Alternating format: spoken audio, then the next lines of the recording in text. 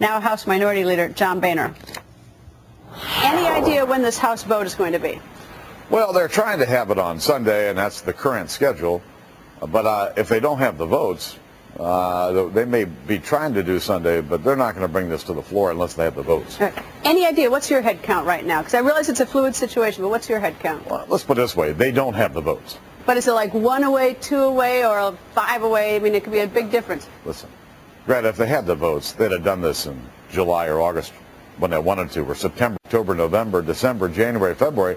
They've never had the votes. And so we're talking about a bill that's been out there now for 3 months. But you say they didn't have the votes. They didn't have Congressman Kucinich, and he had a little conversation with the President of Air Force One. They got him.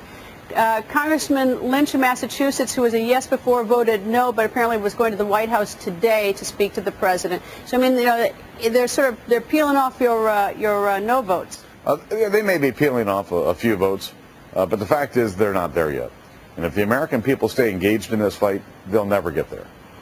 I've never seen the Congress of the United States pass a bill that the American people knew about and had already decided no. And so they can push and shove, but at the end of the day, it boils down to this. Are these Democrats going to vote with their constituents, or are they going to vote with Nancy Pelosi? Well, something that was so unusual to us is that the other night, Congressman Gutierrez was on our air, on the record, telling us that he was a no vote. Now today, like 2 or 3 days later, he's a yes vote. What happened? Well, obviously, he had a conversation with one or more persons that convinced him to do otherwise. I don't know what was in it for him, but his opposition for several days was really very hard over the issue of illegal immigration. The CBO estimate, preliminary estimate today, surprised at it? No, I'm not surprised at it, but you have to remember something. You've got this long-term care insurance as part of this program, and they're going to collect $70 billion worth of fees over the next 10 years. There's also about $56 billion worth of Social Security money that comes in. That money is there for those programs, and they're counting it toward the cost of this new entitlement. So they're taking it from that? Are you saying they're taking it from those programs? So they're going to run a deficit later to that extent, those exactly. programs? Social Security is going to be that much short, and this new long-term care insurance is not going to have the money, the benefits that people are paying in now. All right. Well, the one thing that's always baffled me, which is sort of much easier to understand, is the so-called doctor fix, which is anywhere from $250 to $350 billion to pay doctors as they should fully be compensated. And that's not included in this number, is it? It's not in there. That's why the whole so-called CBO scoring issue is a fallacy. The CBO only scores what they're given. But they're using that score, though, to get their yes votes. Oh, they're trying to, but most members understand that the doc fix isn't in there. It's $250 to $300 billion over 10 years.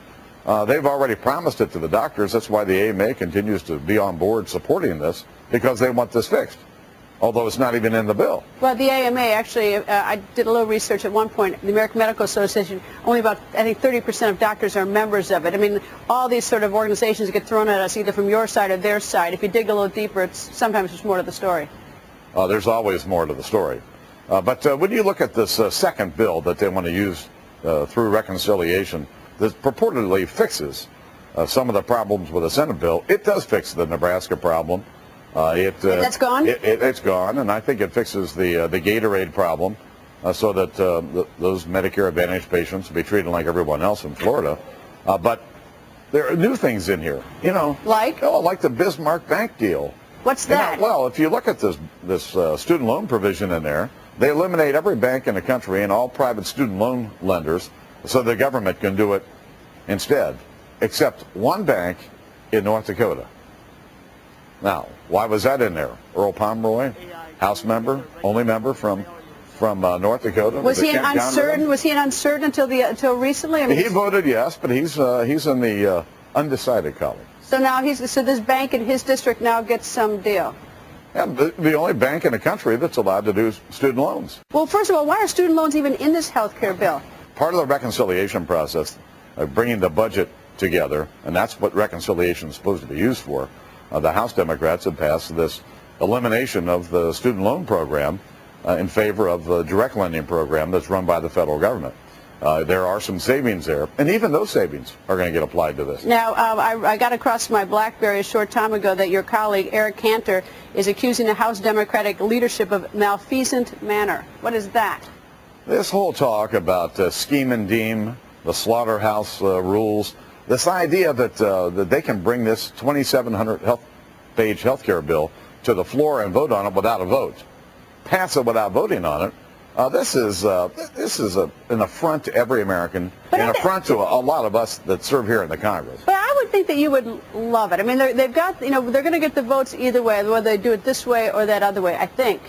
And it sends these Democrats back to their districts next November saying, well, I really didn't vote for it, when they're back home if they don't like it. I mean, it looks cowardly. Either you stand by the bill or you don't stand by it. Well, listen, they can try every scheme they want and every gimmick, but there's no way to hide from this vote. No way. And I just think that the American people are upset about the process. They're upset about the bill. And the arrogance of power that's going on here, from the President of the United States to the Speaker of the House, trying to ramrod this down the throats of the American people. I tell you what, it makes me sick. And I'm angry. I held back a word that I wanted to use. I'm angry about this. Why can't we have a big open debate? We've never debated the Senate bill in the House, and we're going to deem it to have passed? Nonsense.